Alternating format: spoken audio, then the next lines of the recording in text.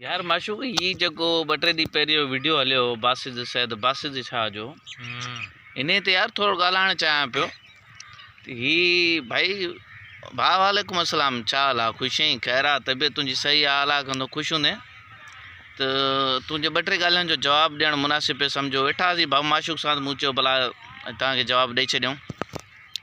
मुंहिंजा भाउ पहिरीं ॻाल्हि त इहा त जॾहिं तूं ॼाओ बि कोन्हे न तॾहिं कराची हुई, ऐं जॾहिं पाकिस्तान कोन ठहियो तॾहिं बि कराची हुई, ऐं कराची में सिंधी रहंदा। कराची कंहिंजे पीउ जी जागीर कोन्हे। ॿी ॻाल्हि इहा आहे त तूं हर वक़्तु चयो त माना हिते ॿाहिरां अंदरूनी सिंध मां माण्हू कमाइणु अचनि था, पोइ वरी त्योहारनि ते भॼी था वञनि। हाणे जाइल जा पुट, जॾहिं सिंध हिकिड़ी आहे त कराची ॿ थोरी थींदा। बाक़ी अबनि ॾाॾनि जो घर छॾणु त तव्हांजी फितरत में आहे, असांजी फितरत में कोन्हे। असां पंहिंजा मुअल आबादियूं सभु त्योहार ख़ुशियूं गॾु मल्हाईंदासीं। असांजी जे हिकिड़ी ईद ॻोठ में हूंदी त ॿी ॻोठ शहर में हूंदी।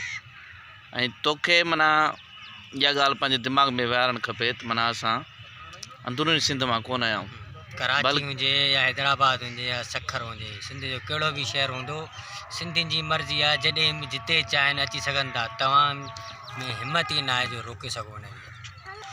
तूं चईंदो त जॾहिं अंदरूनी सिंध मां माण्हू अचनि था त हिते अची चोरियूं था कनि।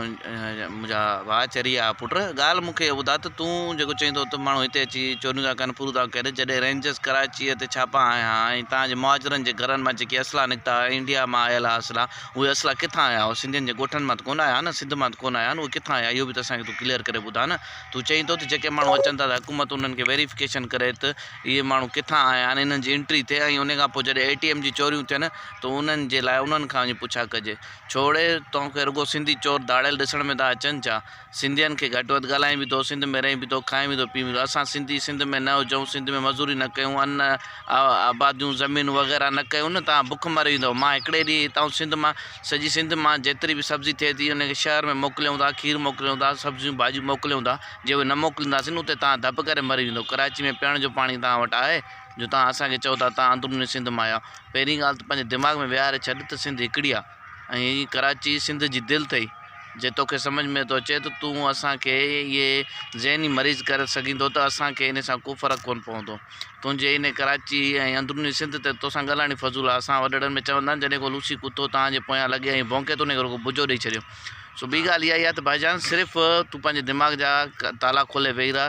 इहा जेको तूं ॻाल्हि करी थो न, इहा इंतिहा पसंदी आहे, सिंधी मुहाजिरनि खे विढ़ाइण वारियूं ॻाल्हियूं थो करी। तो जहिड़े मुहाजिरनि जे करे, जहिड़ी तूं जेको नसल जो आहीं न, तो जहिड़ो मुहाजिरी माण्हू सिंधी ऐं मुहाजिरनि खे पाण में विढ़ाइनि था। सिंधी मुहाजिर पाण में कॾहिं बि न विढ़ंदा, ऐं न ई वरी इन कॉन्सेप्ट खे सम्झंदा आहिनि त अंदरूनी सिंध ऐं ॿाहिरूं सिंध। ऐं असां उर्दू स्पीकिंग भाइरनि खे चवंदासीं त इहे जेके उर्दू स्पीकिंग ॻाल्हाइनि था, ॻाल्हाइण वारा आहिनि, जेके माहौल ख़राबु था कनि, इन्हनि ते एक्शन खयो वञे। इन खां पहिरीं बि कुझु ॾींहं अॻु में हिकिड़ो हमरा उन बि इहा ई ॻाल्हि कई, उन ते बि एक्शन खजियो, ऐं हिन ते बि एक्शन खजणु घुरिजे। ऐं ॿियो बि अगरि ऐं सिंधी ऐं महाजरनि जे विच में इहो दुश्मनी थो पैदा करे, मां चवां बिराए महिरबानी उनखे ईअं ई जूता हणजनि कराची में, जो यादि करे वेही।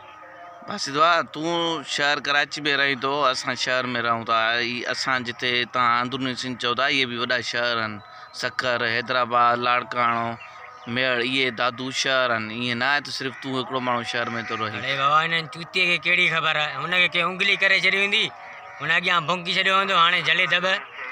सो हाणे उमेदु आहे त तूं पंहिंजी वीडियो वायरल करण जे लाइ हाणे ॿिए चकर कॾहिं बि सिंधी मुहाजिरनि जो कॉन्सेप्ट न खणंदे। जे सिंधी मुहाजिरनि जो इन चकर तो कॉन्सेप्ट कयो त असां आला इदारनि खां तहक़ीक़ ऐं उन्हनि खे एप्लीकेशनूं मोकिले तोखे इन जो अज़ाले कराइण जे लाइ उन्हनि खे फोर्स विझंदासीं, ऐं कराची जी सुप्रीम कोर्ट ताईं बि तुंहिंजे मथां केस कंदासीं। तूं फ़साद करणु थो चाहीं, महिरबानी करे ॿीहर महिरबानी करे का बि वीडियो ठाहिण जे लाइ कंहिं बि सिंधी खे घटि वधि ॻाल्हाई या कुझु बि कई त उनजा अंजाम जेके बि थींदा क़ानूनी लिहाज़ सां उन्हनि जो ज़िम्मेदार तूं पाण हूंदे। महिरबानी।